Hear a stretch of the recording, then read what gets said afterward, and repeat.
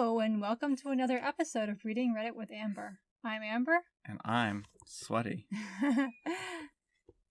This is Brian. Our house is like 1,000,000 degrees, so... 1,002 degrees, Amber. So, yeah, it's a little toasty in here, but we're going to read some Reddit for you anyway. Our first story today is, am I the jerk for getting mad at my wife for eating the curly fries? I made dinner for my family tonight, wife and 6-year-old. I made curly fries as a side. I always liked the curliest ones when I was a kid, as I assume everyone does, so I picked the curliest ones and put them on my kid's plate as a cool dad thing. I put the plate down, and before my kid can get to the table, my wife takes the curliest ones I put on his plate and eats them. Kid didn't see, but I just stare at her and kind of angrily ask what she's doing and tell her I specifically put those on the plate for the kid because he likes them. She gets defensive and mad back because she didn't know I did that and she likes them too. Doesn't apologize though. She continues being upset at me because she didn't know and thinks I shouldn't be mad at her. Am I the jerk? Edit. I find it fascinating how upset people are that we argued about fries. There have been whole advertising campaigns by fast food conglomerates based on exactly this, and wives stealing food is a widespread trope. It shouldn't be surprising that it happens in real life. I apologize if I'm not being serious enough for this very serious debate. It was over pretty quickly and I threw this post up out of curiosity. Alright, I'm gonna say that OP is the jerk. Yeah, why do you say that OP is the jerk? Well, first of all, he never even told his wife what his plan was. So he's like, I'm gonna be the cool dad. I'm gonna put the curly fries on the kid's plate. I know my wife likes them too, but I'm gonna give him all the curliest fries.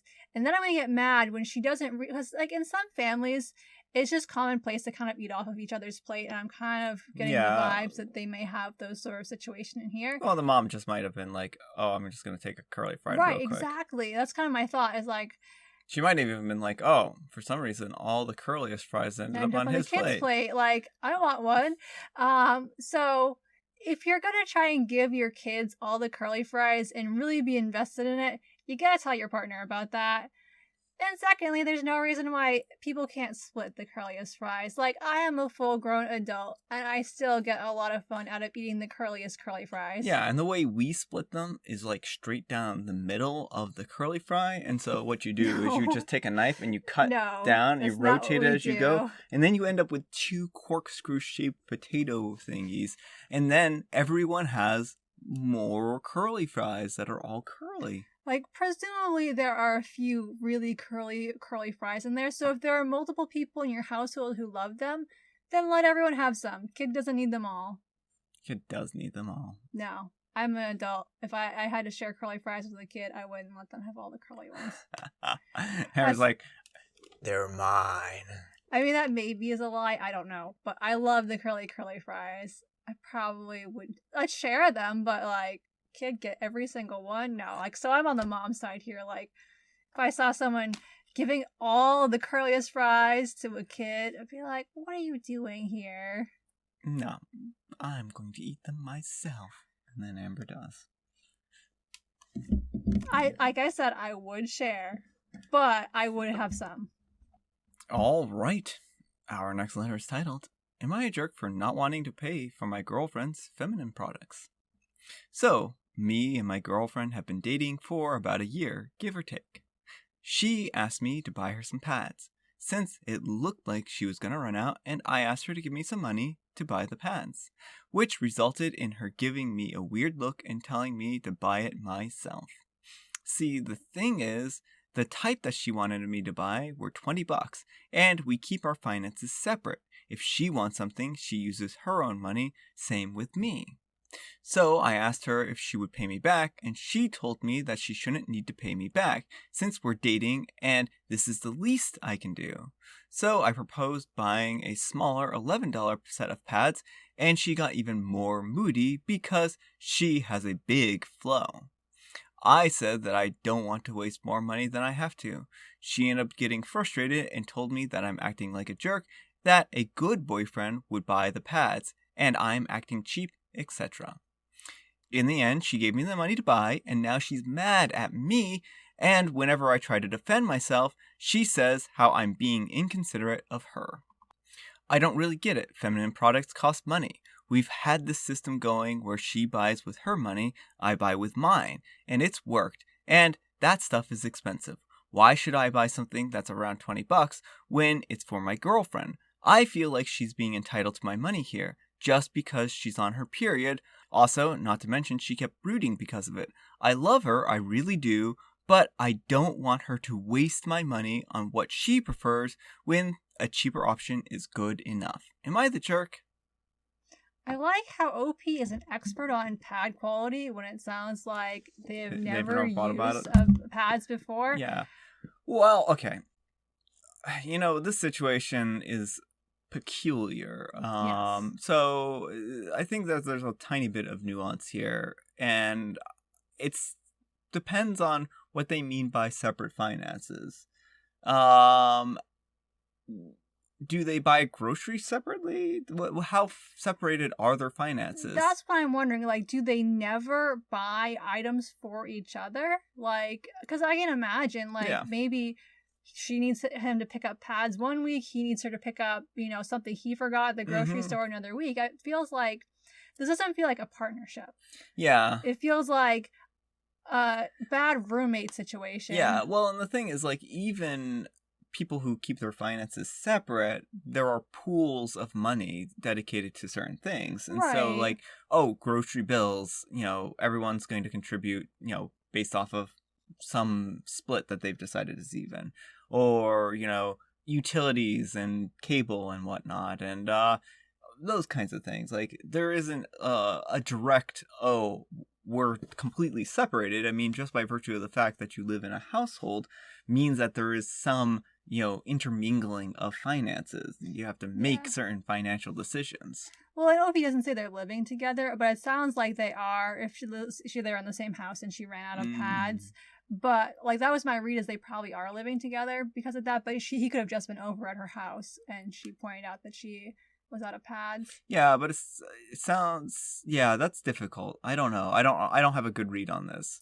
Right. And but I think regardless, like, in a relationship, sometimes you buy things that benefit the other person that don't directly benefit you. Like, it's a give and take, you know. And in a good partnership, like, if I needed some pads, you're gonna buy them for me. You're not gonna. You buy them every time I need them, so... No, I've never bought a pad for Amber, ever. Never, ever. No. And, like, if you needed something and I was the one who had the money on me, you know, I'd spot you for it, like... Amber would only loan it to me, though. Probably.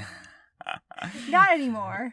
So, well, the thing is that, you know, it's difficult to understand their financial situation here, and you know, a good partnership, there is give and take, just like what you're saying, and it's difficult to know how far along they are in their relationship. They've been dating for a year, and it sounds like they might be living together, but they're leaving a lot of information out here that I think would be really helpful and relevant. Like, do you often buy things together? Does she buy stuff for you?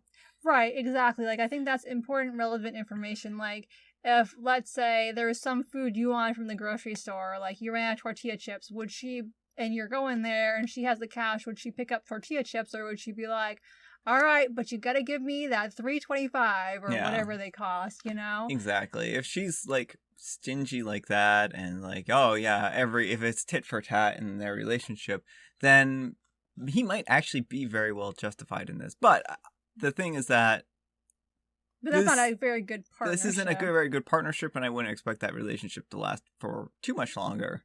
Yeah. And I think what also makes him a jerk is this assumption that the $11 pads are going to be just as good for $20 as the $20 pads when he's never used them. I mean, he's very insistent. It's wasting money.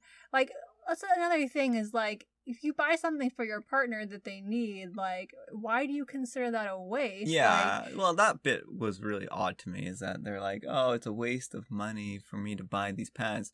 What do you mean it's a waste of money? She's going to use them. Right, yeah, it's not like she's just buying them to decorate her windows or something.